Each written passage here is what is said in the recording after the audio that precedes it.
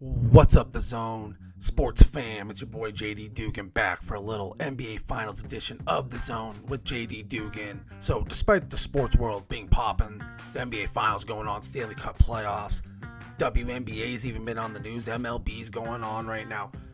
I've been a little bit slow with the content lately because I've been working a little longer than expected in my role as a sports reporter for the longest running newspaper in Northwest Montana. I briefly mentioned I was covering sports up in Montana for a while. Thought my time doing that was coming to an end, so I was getting the zone back going. Kept the job going a little longer. That being said, just been busy with that. Gotta end on a good note. That's what it's all about, But hey, finish strong. Gotta be a closer.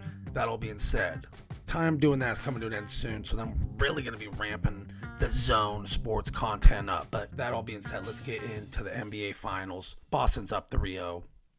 It's been a one-sided affair. It's one of those years, honestly. Let's cut to the chase. Unfortunately, the NBA Finals has not lived up to the hype because it's been a lopsided series so far. What makes Boston superior?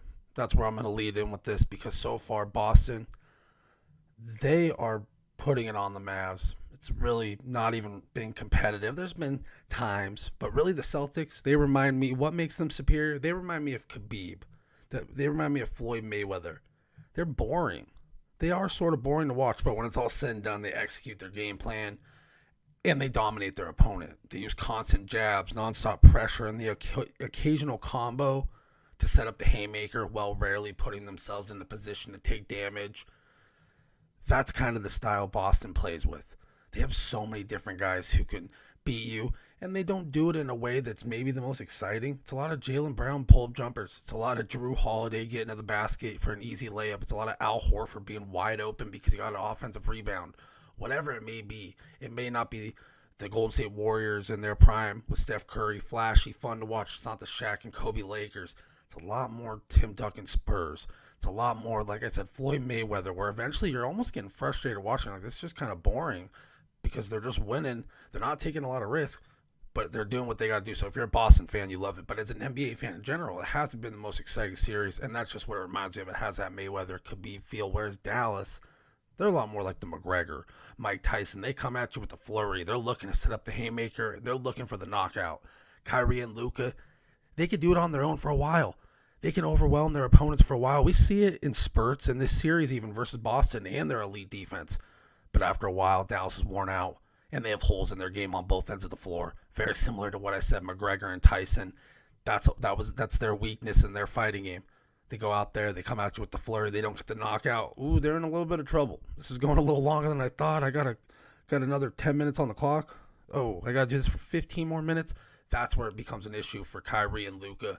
Neither guy is known as a great defender. They can both have their moments where they give full effort on defense and they make some plays and they make some stops, but neither guy's a great defender. So they're playing kind of hero ball, the two of them, and I don't mean that in a bad way. They don't really have a choice. So that's what it feels like to me. They're going out there, they're looking for the knockout. They're looking to set up the big haymaker. Luka hits a step back. All of a sudden, the momentum's on Dallas' side, and Boston comes down. They get an easy layup. They get a block. They get another fast break layup, and then they hit a wide open three. So it's not like Boston does it in a way that overwhelms you or excites you. It's just consistent, just kind of mowing away, throwing the jab, and when the moment's right, they capitalize and they come up big when they need it. Jaylen Brown's been really clutch for them. He deserves a lot of credit, and that's not a knock on Boston. That's a good thing. You're being compared to people like Khabib and Floyd Mayweather, all-time greats in their respective sports. So now, that being said, so overall Boston, they're the superior unit, and Brad Stevens, he's the architect of this team. What's his background? College basketball. Butler coach. They had the Final Four runs, a lot of success. He comes to the NBA as a coach, had a lot of success, but he never got over the hump. But as the architect of the team, he looks like he's really on to something. And this Celtics team, because he's the head man in Boston, for those who don't know now, he's not coaching anymore. He's calling the shots in the front office. They got a college basketball type of feel to it. That was a big lead-in to kind of bury what I was getting at. But Brad Stevens, college basketball background, they have a college basketball type of feel. They remind me of watching Duke play. Coach K, they execute their offense nearly every possession. They have selfless superstars and a variety of key role players who trust, they trust to make big plays on both sides of the ball in key moments. And that's kind of something to consider as well. Jason Tatum's got a lot of flack. He's got a lot of hate there in the finals for his lack of scoring, and his shot has looked bad. As a superstar, you're going to get, that you're the top dog. You're going to get some hard love if you're not going to go out there and make shots, especially in a place like Boston. But you're up 3-0. You're on a team where you have the depth, where if you can be complete in the other aspects of your game, that goes a long way. And Jason Tatum, he did go out and score quite a bit in game 3, so he stepped his game up. But the point I'm getting at, it has that Duke feel. He's a Duke kind of guy. He's a Duke product, Tatum. How many teams could get away in the NBA Finals with their superstar in the first 2 games struggling offensively and still be up 3-0? Not a lot.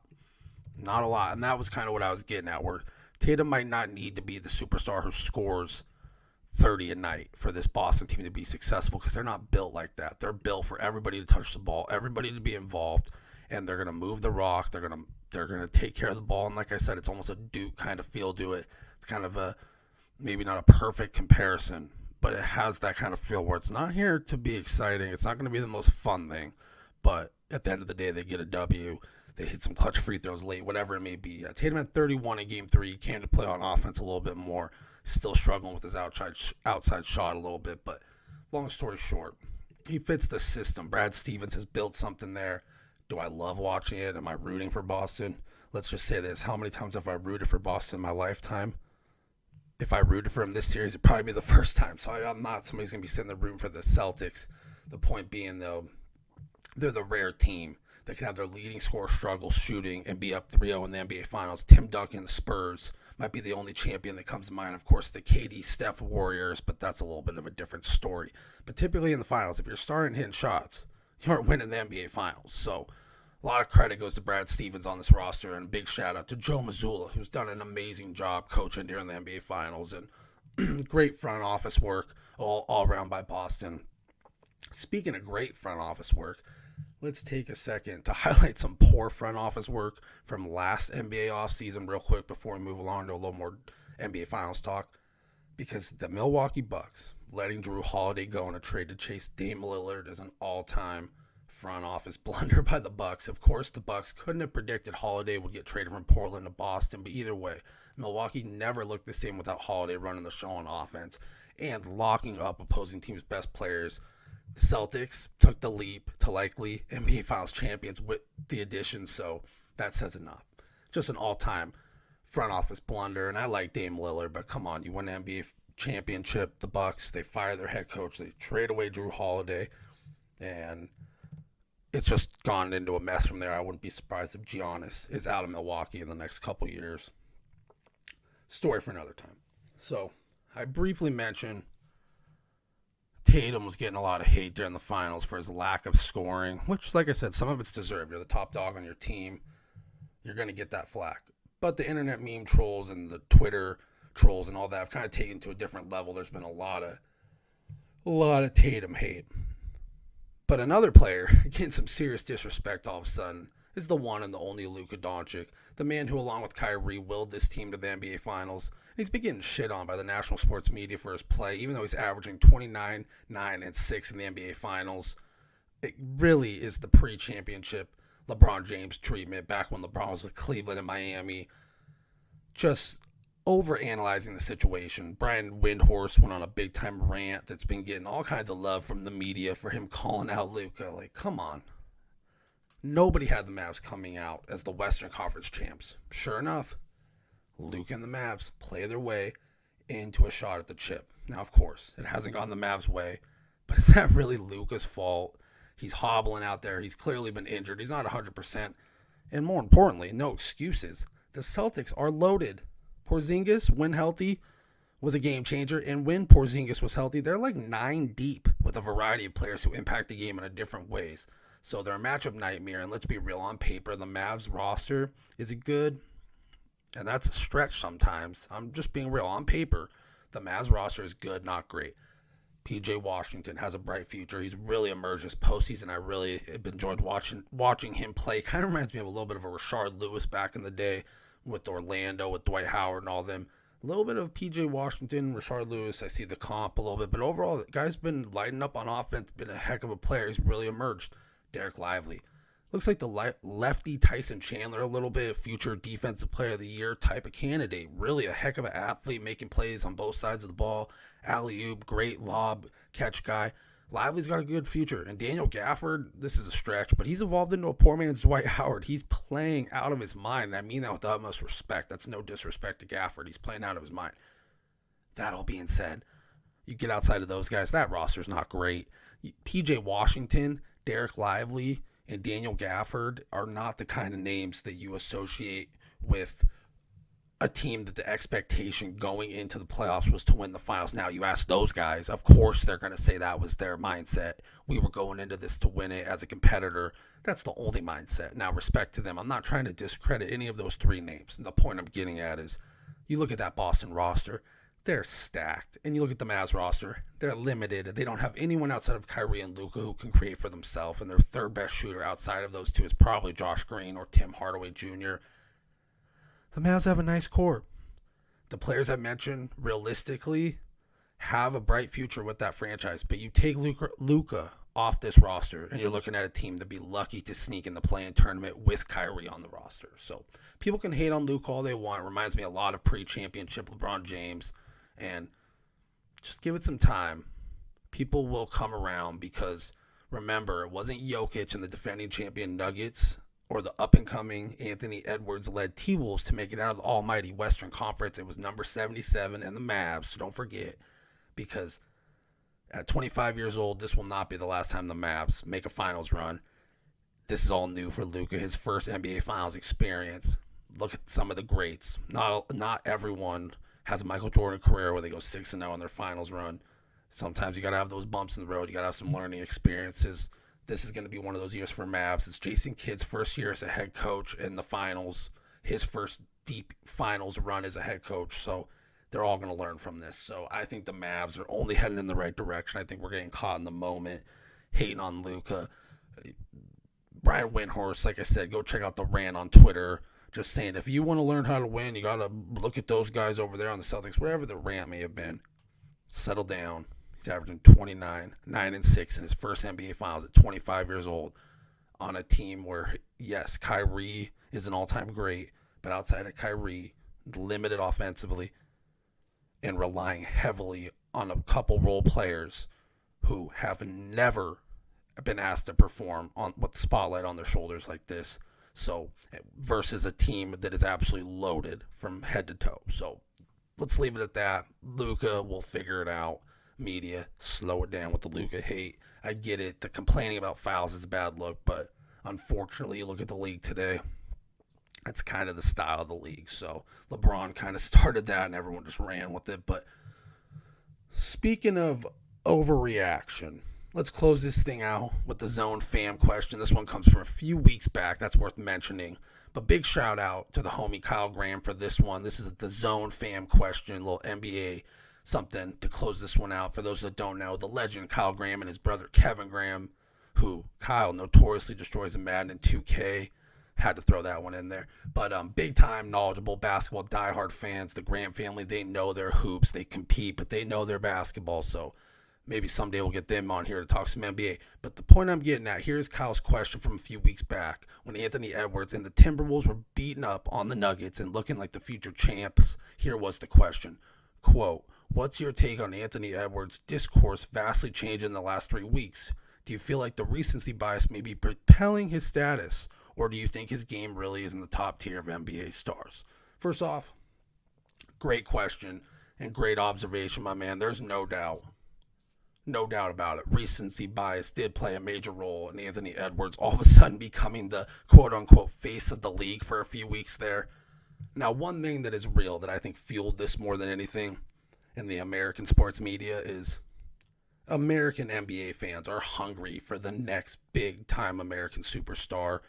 The Euro takeover is real, and that's nothing against the European takeover. Jokic, Giannis, the list goes on and on. Embiid is overseas. The point I'm getting at, there's not a lot of American-born superstars right now. James Harden was the last American-born player to win the MVP back in 2017, 2018, and the Ant-Man has that rare it factor on and off the court. So I think to answer the question, to start out, that kind of fueled the fire, right? That's where it starts coming from. Now, to answer the second part of the question, do you think that his game is in the top tier of NBA superstars? I think this postseason he did enter that top tier. I don't think he's the top dog yet, but heading into next year, he's in the convo with players like Luka, Embiid, Giannis, Jokic. He has an MVP candidate. Recency bias definitely started the whole Ant-Man as the new face of the league combo, and I'll admit I was falling for it a few weeks back on the show. I said he was a competitive finals run away from having a chance to take that throne. If they would have gone to the finals, pushed out Boston, to 7, Ant-Man's averaging 35, 7, and 7, throwing down windmills in the finals. People would have been talking about him as a potential face of the league. So I'll admit I was falling for it a little. I was right there in the mix, but he still has a long way to go. But he's on the short list of guys like Shai Gilgeous-Alexander included that are going to be MVP candidates. And year in and year out for the next 10 years, and this playoff run just kind of vaulted him to that next level, kind of propelled his game. He had the display for the national audience. Now, that being said, you look at some guys who are explosive elite guards. Injuries are always something to remember. You think of course, Derrick Rose. You even think of John Morant. I think of Donovan Mitchell. He's had runs where he's had 70-point games. He's had great playoff runs, and Donovan Mitchell, nobody's talking about him as the next face of the league. A lot of it with Edwards is that he's got the swag off the court. He gets behind the microphone. He has a likability factor. He's got the ultimate confidence, and he's ultimately confident, but he's also a humble kid. So a lot of people like the Ant-Man. I'm a big fan. So I do think recency bias played a big role in him becoming all of a sudden, if you were watching NBA on TNT or ESPN's pregame coverage, the de facto or daily sports talk shows, whatever it was, the Ant-Man had become the quote-unquote face of the league for about a week or two there, and then all of a sudden the Mavs kind of shut the door on that one real quick, and Luka reminded everybody who's kind of the top dog right now of the young guns, so that's a story for another time. But I do think he has entered that conversation where you're going into next year and you're going, who are the players you want to watch night in, night out? Who are the guys you could build the franchise around for the next 10 years and expect them to be in the MVP conversation, be competing for conference titles, be competing for championship caliber runs? I mean, I think Ant-Man is in that conversation, and I think he's a guy, his game translates really well to a different team. I don't think you could say it all, he's a system guy. That Timberwolves offense was damn near boring at points, and he was able to light it up and be the human highlight reel for that team. So that all being said, we're going to wrap it up there. Great question from Kyle Graham. I'm a big Ant-Man fan, but I'll admit I got caught up in the hype, and I think back a couple weeks, I was definitely fell victim to the hype for sure. But he has a likability. I think there is a desire right now for an American-born superstar, and I know that's kind of the more the NBA goes global, you kind of fade away from that, and you just respect the talent. But at the end of the day, Zion was supposed to be that guy. He didn't do it. There's been other names that come to mind as guys who were supposed to be the next big star. You watch their college careers, they had that evolution, and then maybe just fell a little bit short. So I think that's what has fueled a lot of the now WNBA getting so much hype, is we have all these players who you watch them come up in college, etc., etc. Caitlin Clark, Angel Reese, the list goes on. That's a story for another time. But the Ant-Man hype is real, but he definitely had some recency bias there. Now, that all being said, shout out to the homie Kyle Graham for the question. Like I said, shout out his brother Kevin as well. Need to get him on the show, talk some hoops. One of the most passionate NBA fans I know. That kid is a diehard NBA fan. So shout out the Grahams, and shout out everyone for taking the time to check out the show this week. Quick show, rapid fire edition. That's going to do it for this episode. Little NBA Finals check-in, you could say, for On the Zone with JD Dugan. Much more to come all summer 2024 long. Like I said, keep those Zone fam questions rolling in, and thank you as always for taking the time to check out the show. On that note, I'm JD Dugan, and I'm out.